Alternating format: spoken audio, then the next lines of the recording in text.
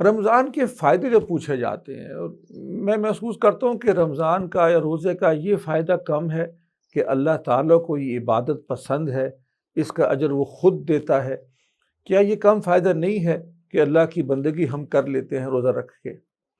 ہاں، اگر کوئی اور فائدہ نہ بھی ہو تو یہ فائدہ کافی ہونا چاہیے، لیکن اللہ تعالیٰ کے کرم سے اس کے اور بڑے فائدے، اس کے اندر آدمی رہتے ہوئے اپنے تقوی میں، تعلق اللہ تعالیٰ کے ساتھ بہتر کرنے میں، برائیوں کو چھوڑنے میں، اچھائیوں کو، اچھی عادات کو اختیار کرنے میں، یہ سارے اعمال، اور پھر جسمانی فائدے۔ ڈاکٹرز کہتے ہیں کہ یہ جو کم کھانا ہے اور بھوکے رہنا ہے، آج کل تو بڑا، اب تو یہ فیشن کے درجے کو پہنچ گئی ہے، یہ لمبے عرصے کا خالی پیٹ رکھنا۔ تو یہ سب چیزیں فائدے ہیں۔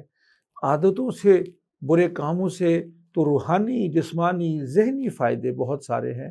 اللہ تعالیٰ وہ سارے فائدے آپ کو نصیب فرمائے۔